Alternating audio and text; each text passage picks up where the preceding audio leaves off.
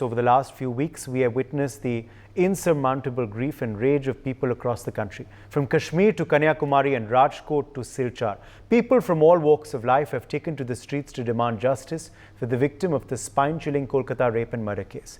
Amidst this furor, several other such cases have made the headlines. Whether the sexual assault of two nursery students in Badlapur, the gang rape of a 14-year-old girl in Nagaon, and the rape and murder of a nurse in Uttarakhand.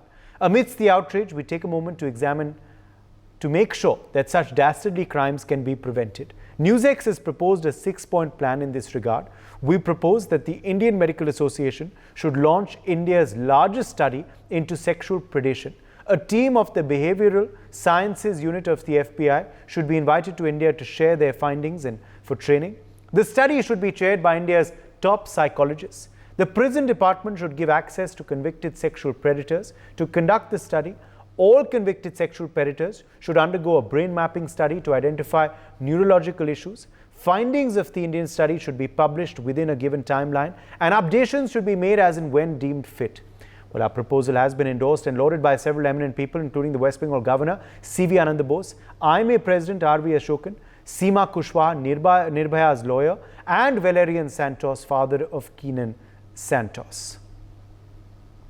Kiran Bedi, the former Lieutenant Governor of Puducherry, has also endorsed the NewsX campaign for the world's largest psychiatric study on rapists and sexual predators to help tackle sexual crime in India. Yes, this is a big breaking reaction coming in from Kiran Bedi. She's spoken with NewsX, agreeing with the need for mental profiling of the rape accused in the Kolkata case and supported the campaign for a nationwide study.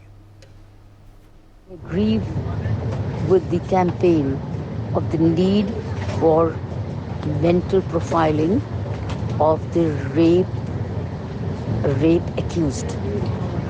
I absolutely agree we need to profile the mind profiles or brain profiles of the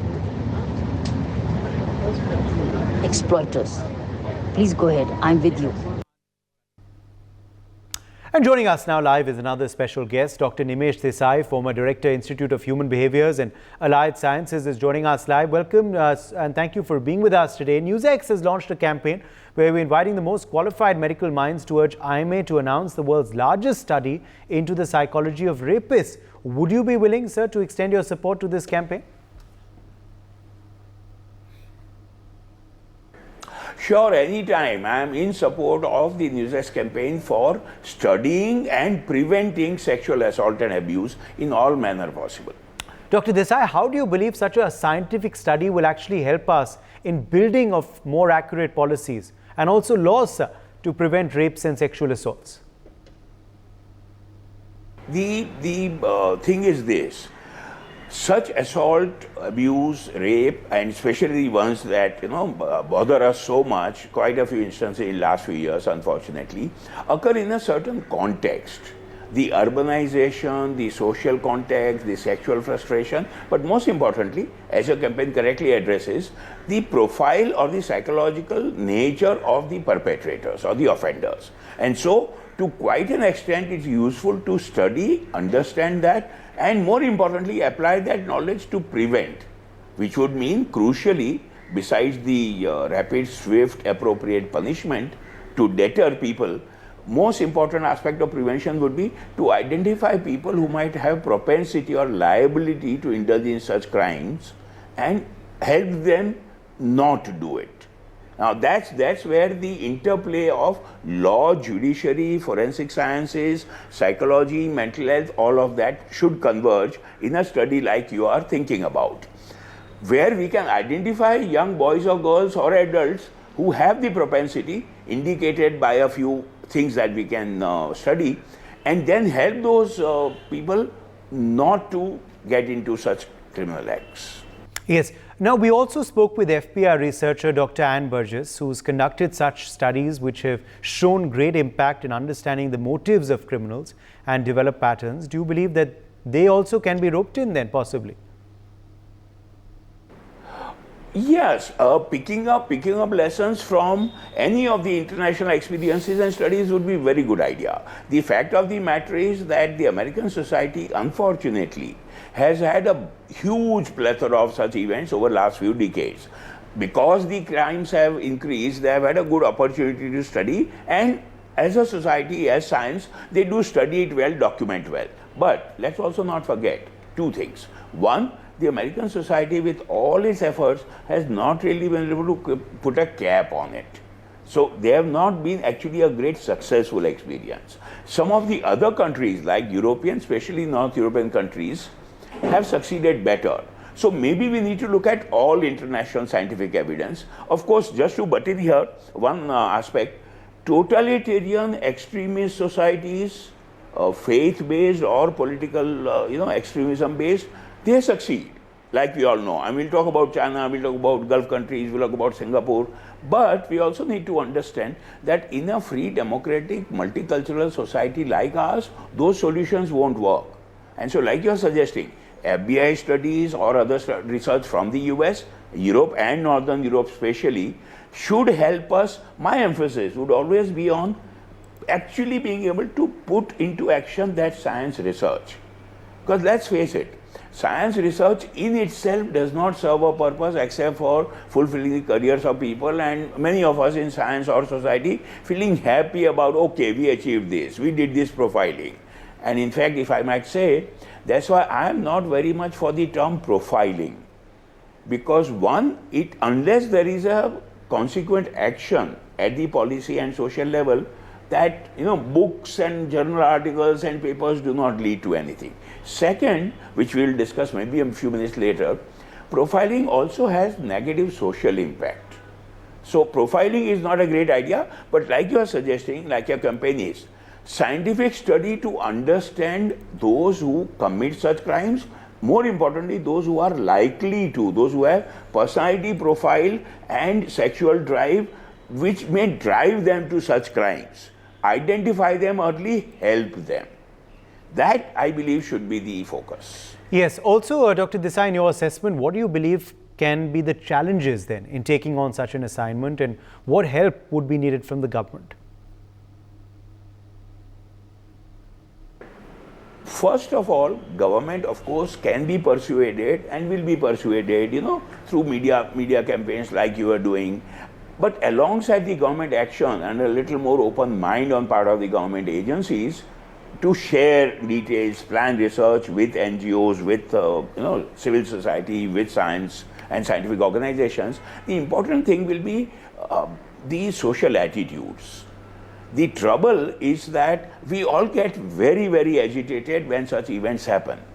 But if at all there was to be a campaign like you're now trying to say, okay, let's bring together people, young people, or even adults, middle-aged people who are prone to this, let's study people's behavior, then there is always a hesitation. And so now, why should I participate? Why should my group participate? Why should my family participate? So alongside government action and media action campaigns, there will have to be change of social attitudes. And so through you and this campaign, what I'd like to urge is that we will have to now come to accept that with rapidly changing societies, these are becoming quite common, these crimes, and we all get agitated by it. We will have to have concerted action to cooperate in all such research. B, implement them. So there will have to be constructive programs for young minds which are vulnerable to this. The biggest role, if I might say here, would be of the system of, say, juvenile justice boards. Because young people, youth or young adults who have criminal mindset, who get into trouble with law, who kind of do such things and come into brush with JJB or the juvenile system, that is where the debate between reformative justice and retributive justice will have to be settled. If we want more of reformative justice, then science will have to come in, quite like your campaign is emphasizing. To punish people does not prevent too much the others from doing it. So if we can identify young people who actually can be helped to not go down that road and do constructive channelization of their energies, including sexual energies, that is what is needed. Yes. Do you also agree with the fact then that neurology and brain mapping of rapists can help build solutions in our fight against rape in society? Modern science, as it has evolved, and to take half a minute, from psychological testing to polygraph to now brain mapping, computer based and AI based, is definitely an advance. That alongside the social behavior and the psychological profile of people who are vulnerable to crimes. That is what we need. Let me flag something here. We have always said, some of us, through all these last few years of all the agitation that we all go through, from Nirbhaya to Nithari to what have you, there have always been in human race some people who are psychobiologically, genetically more vulnerable to crimes. Amongst them, a few, till now, fortunately, who are liable to violent crimes, very violent crimes, gruesome crimes. Now, those can be identified through psychological tests, their early adolescence behavior or adulthood behavior, and some amount of science and technology. So the thing, like I said, the dilemma, and in my mind too, and I think most policymakers is, do we want to profile? Do we want to profile in a positive, constructive manner to help those boys and girls who might be indulging in such crimes, or do you just want it for research? And the answer will have to be applied research that can then lead to some action through NGOs, through juvenile justice boards, and through those systems. Yes. Can this exercise then be performed annually, Dr. Desai, in the future, so that findings which can be made public are accurate, and they are periodically updated? See, that's where the dilemma is. Need not be annual. There can be periodic or target group research. Those who are vulnerable, like I keep saying. The dilemma genuinely, and Americans have also documented this very well, the mental health and social science research groups besides the FBI. What happens, unfortunately, is that as you profile and identify people and say, these 6 boys or young men out of the 100, sample of 100, are more likely to do this. Or people who have already committed 1 or 2 such acts, science tells us very clearly that they are likely to repeat. Now, on the one hand, you want them identified, you want to track them, you want to monitor their behavior and see that future recurrences don't happen. And if some of them on their own or with civil society help, if they want to reform, the profiling leads to more accentuated and more sharp and more negative social attitudes.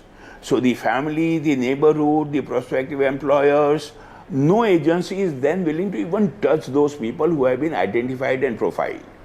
So the basic dilemma to my mind is, how do you make sure that science helps us identify people who are likely to do this and yet help them without negative attitudes? Now that's a tough call, and we in this country should really try and begin doing that. So I commend you one more time, the NewsX campaign for scientific study, and if I might add, application of those science findings for prevention of rape and assault would be very helpful. Okay. What more suggestions can you make as far as profiling of rapists are considered?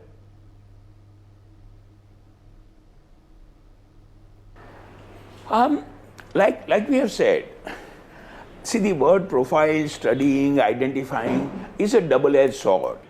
See, they start getting ostracized, they start getting isolated, nobody is willing to deal with them, and that, one must say, scientifically has also been studied, that the more such vulnerable people get isolated and ostracized, more likely is the recurrence of their behavior. And so, to again sum that up, a scientific study which can then help society at least with a neutral mindset, but avoiding negative mindset, neutral mindset necessary, if possible positive mindset, help those persons reform themselves. Dr. Nimesh Desai, I appreciate you joining us with your perspective on this big story. Let's also bring in another special guest now. Sonal Mansingh, former Rajya Sabha Member of Parliament, is joining us live. Sonal Mansingh, welcome. Thank you so much for being with us today. NewsX has launched a campaign where we are inviting the most qualified medical minds and asking them to support us in making an appeal to the Health Ministry and IMA to launch India's largest ever scientific study into sexual predation. Would you be willing to extend your support to this campaign, ma'am? I congratulate NewsX for taking up this issue and making it broad-based. I think it's about time, and of course I'll lend all my support wholeheartedly. Yes. Now the FBI also, Sonal Mansingh, has conducted such studies which have shown great impact in understanding the motives of criminals and also developing patterns. Do you believe that they perhaps can also be roped into this? Not can be, they should be. Absolutely, it is important, because every angle is important, every dimension, every aspect has to be examined and linked together. And unless we do that, the study remains incomplete. And now I don't think we have time to let anything remain incomplete. We have to now hurry up. We are late in doing these studies. So even other aspects you have to think of and bring them together. What do you think can be the challenges in conducting of such a study on a large scale nationally? Well, when you say large scale in India, what does it mean? It's the largest scale possible in the world. And there are, as we say in Sanskrit, tunde tunde matir bhinna, different kind of thinking according to their own religion, their own faith. So I think it's very difficult to just offhand, bring in this kind of. But you have to make it very, very carefully studied classification of people whom NewsX can approach and get really valuable inputs. It's no use asking offhand, like they do in surveys usually, which are not believable, credible. You want to be credible. If you go through all this exercise, it has to be credible. Yes. What must now happen then also beyond the frustration that you carry, that I carry after seeing incidents like Kolkata and Badlapur? What's your most recommendation to law enforcement agencies in the country, ma'am? Law enforcement has to enforce laws. Are they being enforced? That is the question we all have to ask. Number two, law enforcement has to follow the judiciary, the judicial process. Is the judicial process also in tandem? Didn't we have fast track courts? One hasn't heard of them of late at all. Number three, what about educating Samaj, the society? See, everything, again I say, these are the kind of issues that cannot be handled or approached or examined piecemeal. We have to educate boys and girls and mothers and fathers and teachers across the board, because law enforcement will catch hold of A and maybe Z and maybe L. What happens to the others? So now I see more kind of a social awakening, little bit by bit. There is a case today came to me near Nagpur. A young school-going girl, auto rickshaw wala, there was some altercation, and he said, "Hey, be careful, Kolkata, yaad hai? I'll do that to you." And he was really, she jumped out of the auto rickshaw. And fortunately, it was a kind of an area which they were entering, where there were people. She started shouting. They caught hold of him and whatever, I don't know.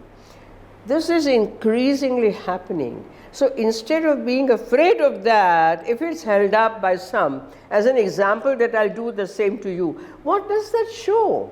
So I think not only law enforcement agencies, judiciary, common man, everyone has to be a part of this whole process now of reawakening, rekindling.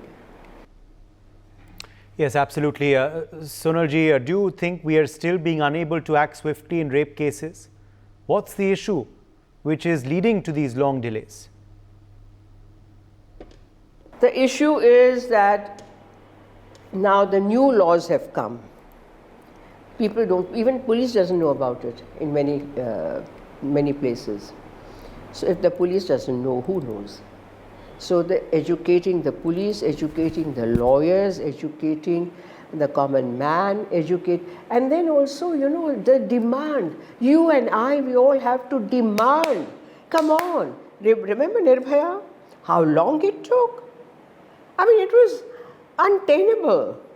And if it keeps on repeating after all these years, what does it say? The law enforcement is not strict enough. The law takes its own time. It cannot take its own time. It has to be swift. Otherwise, I mean, it is a double injustice and double insult to the victim and to all of us. I feel violated and disrespected. And I'm sure you too, whoever our audience is, every sensitive person would feel the same. So the swiftness and the correctness of the law enforcing has to be now, it has to come in motion. All right, let's leave it at that. Sonal Mansingh, appreciate you joining us with your perspective on this big story. For more such videos, subscribe to the NewsX YouTube channel, hit the bell icon.